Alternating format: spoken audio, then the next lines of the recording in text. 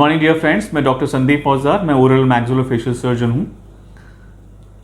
आमतौर पे जब भी आपका कोई भी दांत, चाहे वो सामने का है या पीछे का है, अगर वो किसी बीमारी के कारण, यानी कि अगर वो डिके की वजह से ख़राब हो गया था या फिर एक्सीडेंट के कारण टूट गया था या गिर गया था या फिर फ्रैक्चर के कारण गिर गया था या फिर आनुवंशिक तौर से या तो वो बना नहीं या इस तरीके से बना कि उसका जो पकड़ थी हड्डी के भीतर वो ख़राब थी, या फिर बीमारी इस तरह से हो गई जिसमें कि आपके मसूड़ों की वजह से वो दांत जल्दी निकल गया।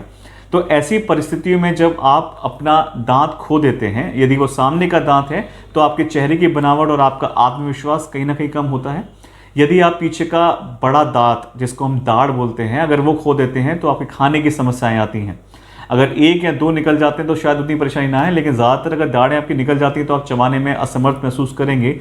और जब अगर दांत नहीं हैं तो और उनका जो काम था वो पूरा नहीं हुआ, यानी कि दांतों का काम आपके खाने को चबाने का था, जिससे कि आपकी लार ग्रंथि से पैदा होने वाले जो भी केमिकल्स हैं वो उसके साथ मिक्स हों, आप उसको फूड पार्टिकल्स को बहुत छोटे साइजेस में कम करके आप जब उसको निगलते हैं तो जो डाइजेस्टिव जूसेस होते हैं पेट के अंदर और इंटेस्टाइन्स के भीतर, वो उसको अच्छे से पचाने में सहायक होते हैं।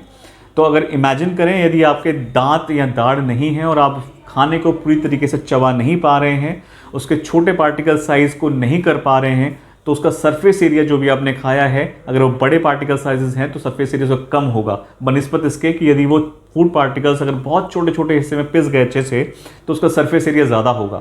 तो अगर सरफेस एरिया अगर ज़्यादा होता है तो डाइजेस्टिव जूसेस और एंजाइम्स वो बहुत अच्छे से खाने को डाइजेस्ट करने में हेल्प करेंगे। और यदि वो फूड पार्टिकल्स बहुत बड़े साइज़ में है तो उस एंजाइम्स को, डाइजेस्टिव जूसेस को अपना काम करने के लिए बहुत समय लगेगा। तो ऐसे में कुछ पार्ट्स आपके बिना पचे हुए रह जाएंगे जो कि इंटेस्टाइन द्वारा आपको बाहर निकल जाएंगे। तो जो खाने का हमारा मेन उद्देश्य था कि हमें उससे एनर्जी मिले, उससे न्यूट्रिशन मिले और उससे हमारा स्वस्थ और निरोगी रहे शरीर, तो वो चीज़ हमारी पूरी नहीं हो पा रही है। तो इसलिए ज़रूरी हो जाता है कि जब आपके दांत खो रहे हैं या आप निकल रहे हैं या फिर वो लगवा नहीं रहे हैं तो आपको उस जगह पर ज़रूर जितने दांत निकले हैं उतनी ही उसी अनुपात में आपको लगवा लेने चाहिए। तो इन सब के बाद जो सवाल उठता है वो ये है कि सबसे अच्छी प्रक्रिया क्या है कि जो दांत लगाने के काम आए। प्रिंसिपल ऑफ रिकंस्ट्रक्शन, यानी कि रिकंस्ट्रक्शन सर्जरी का जो पहला नियम है वो ये है कि जिस शरीर के भाग का जिस हिसाब से अगर लॉस हुआ है तो हमें हमेशा वही प्रयत्न करना चाहिए कि उससे मिलता जुलता ही उसका आर्टिफिशियल जो सब्स्टिट्यूट है वो होना चाहिए। यानी कि अगर हमारा नेचुरल दांत जिसके अंदर जड़ है और ऊपर का दांत है, अगर ये निकल गया है, चला गया है, टूट गया है, तो हमें लगभग उसी अनुपात में ही कोई भी प्रक्रिया अपनानी चाहिए जो आपको दोनों सिरों को दे सके, जड़ दे सके और ऊपर का सिरा दे सके जो हमें दिखता है। तो उस प्रक्रिया के लिए सबसे बेहतरीन उदाहरण है वो है डेंटल इम्प्लांट। अब डेंटल इम्प्लांट क्या है?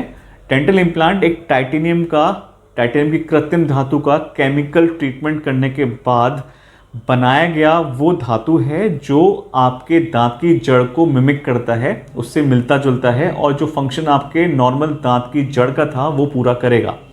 वो टाइटेनियम का स्क्रू हड्डी के भीतर लगाया जाएगा जो कि जड़ की तरह काम करेगा।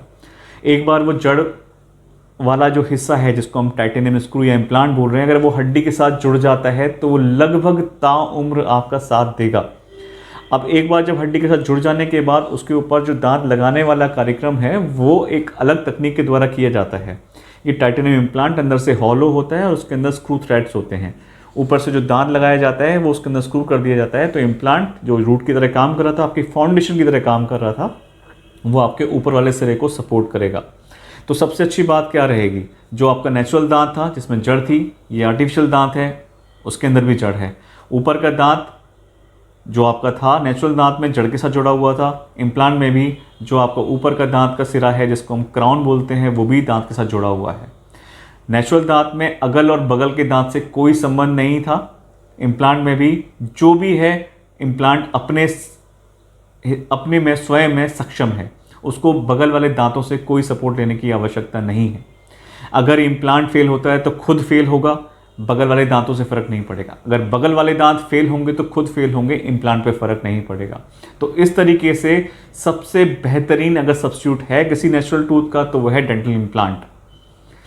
इसके साथ जो जुड़ी हुई भ्रांतियाँ हैं कि ये महंगा है, ये पेनफुल होगा, इसके साथ खाने में समस्या आएगी, ये सारी बेबुनियाद बातें हैं। अगर हमें किसी भी चीज़ की कॉस्ट इफेक्टिवनेस देखनी है तो हमें ये देखना होगा कि शुरुआत में हमें कितना पैसा लग रहा है वो इम्पॉर्टेंट नहीं है, लेकिन जितना पैसा हमने इन्वेस्ट किया है वो कितने समय तक बिना परेशानी दिए हमारे काम आ रहा है। उस हिसाब से देखें तो डेंटल इम्प्लांट एक बेस्ट सब्स्टिट्यूट है बाकी और ऑल्टरनेटिव्स के मुकाबले। ये भ्रांति कि ये पेनफुल होता है, ये बिल्कुल नहीं है। मेरे मरीज़ जिन्होंने सैकड़ों मरीजों जिन्होंने डेंटल इम्प्लांट्स कराए हैं, सभी का एक फीडबैक रहा है कि जब हमने दांत निकलवाया था या फिर जब हमने रूट कैनाल ट्रीटमेंट करवाया था तब परेशानी ज़्यादा हुई थी कंपेयर टू जब आपने डेंटल इम्प्लांट लगाया। मात्र 15 से 20 मिनट का काम है जहाँ पे डेंटल इम्प्लांट का प्रोसीजर किया जाता है। ये कहना कि इसके साथ खाने में परेशानी होगी ये भी बिल्कुल बेबुनियाद है, क्योंकि एक बार डेंटल इम्प्लांट अगर आपकी हड्डी के साथ, चमड़े की हड्डी के साथ जुड़ गया है तो ये बिल्कुल भी पेनफुल नहीं होता है, टोटली पेनलेस। और आप बिल्कुल एक जो फीलिंग आती है आपको खाना चबाने के समय वो बिल्कुल एक नेचुरल दांत की तरह आएगी। इसकी मेंटेनेंस ज़रूर आवश्यक है, लेकिन मेंटेनेंस तो नेचुरल दांत की भी आवश्यक है। मेंटेनेंस के लिए ज़्यादा कुछ करने की आवश्यकता नहीं है। सिंपल अगर आप दोनों टाइम ब्रश कर रहे हैं और आप फ्लॉसिंग कर सकते हैं तो इससे अच्छा कुछ नहीं हो सकता। वही डेंटल इम्प्लांट भी आपसे बहुत ज़्यादा कुछ नहीं मांगता है। सिंपल अगर आप 2 टाइम ब्रश करते हैं, फ्लॉसिंग कर सकते हैं, बहुत अच्छा है। और इसके अलावा जो ख़राब आदतें हैं, जो व्यसन हैं, जैसे कि तम्बाकू चबाना, बीड़ी सिगरेट पीना, ये तो किसी को भी एडवाइजेबल नहीं है, तो डेंटल इम्प्लांट वाले पेशेंट्स को भी ये एडवाइजेबल नहीं है। अगर आप मुझसे पूछें कि इसकी लाइफ कितनी है, जो इम्प्लांट कंपनी है आजकल, हर इम्प्लांट कंपनी जो है लाइफ लॉन्ग गारंटी लेती हैं कि अगर एक इम्प्लांट लगाया गया तो हम लोग उसकी लाइफ टाइम वारंटी देंगे।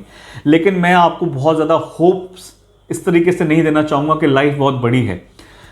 अगर आपका इम्प्लांट आपके लिए 25, 30, अगर 35 साल भी काम कर जाता है तो मेरा मानना यह है कि आपका पैसा पूरा वसूल हो चुका है। लेकिन अगर उसके बाद भी अगर फेल होता है तो ऐसा नहीं है कि ये 30-35 साल के बाद आपको दोबारा से लगवाना पड़ेगा या आवश्यकता पड़ेगी ही पड़ेगी। ये एक रफ एस्टिमेट दिया गया कि 25 से 30 साल इम्प्लांट की लाइफ होती है। कुछ इम्प्लांट्स अभी हैं जो कि बड़ी बड़ी स्टडीज़ में देखा गया है कि 30, 35, 40 साल के बाद भी चल रहे हैं और कोई बिना परेशानी दिए चल रहे हैं। तो जैसे कि कहा गया है कि उम्र कैद, कि अगर आपने उम्र कैद दे दिया तो इसका मतलब ये नहीं होता कैद पूरी उम्र के लिए है। उसी तरीके से अगर इम्प्लांट कंपनीज ने आपको वारंटी दिया है कि ये लाइफ टाइम वारंटी है तो उसका मतलब ये है कि आपके बहुत लंबे समय तक आपका जो इम्प्लांट है आपके लिए सर्व करता रहेगा बिना परेशानी किए। और इसके अंदर किसी भी तरीके की और परेशानी नहीं है, जैसे कि आमतौर पे माना जाता है कि ये इम्प्लांट लगाने के बाद बाकी दांत खराब हो जाएंगे या फिर ऊपर वाले दांत को नुकसान पहुंचेगा। ऐसा भी बिल्कुल बेबुनियाद बातें हैं और सब भ्रांतियाँ हैं, इनका कोई साइंटिफिक बेसिस नहीं है। आप किस डॉक्टर से करवाएं अपना डेंटल इम्प्लांट, ये ज़रूरी है कि वो क्वालिफाइड डेंटल सर्जन हो या ओरल मैक्सिलोफेशियल सर्जन हो या प्रोस्टोडोंटिस्ट हो। आप उनकी डिग्रीज देखिए, आप उनका तजुर्बा देखिए और आप स्वतंत्र हैं। अगर आप जानना चाहते हैं कि 2 या 3 डॉक्टर्स से आप अपनी सलाह लें कि कितना इसका खर्चा आ सकता है, क्योंकि कई सारे फैक्टर्स भी होते हैं। अगर आपके पास हड्डी कम है तो थोड़ा सा आर्टिफिशियल हड्डी का इस्तेमाल भी करना पड़ता है। अगर उसके आसपास मसूड़े की जो मोटाई कम है या उसकी हाइट कम है तो उस समय हमें आर्टिफिशियल खाल का भी इस्तेमाल करना पड़ता है। कभी कभी हमें जो है हड्डी दूसरी जगह से लेके भी लगानी पड़ती है। तो ये कुछ ऐसे फैक्टर्स हैं जो डिसाइड करते हैं कि इम्प्लांट के साथ खर्चा कितना आने वाला है। मुझे लगता है कि इस वीडियो में मैंने लगभग सारी जानकारी दे दी है। इसके बावजूद भी अगर आपके पास कुछ सवाल हैं तो आप हमसे संपर्क कर सकते हैं। Thank you very much. जुड़े रहने के लिए धन्यवाद।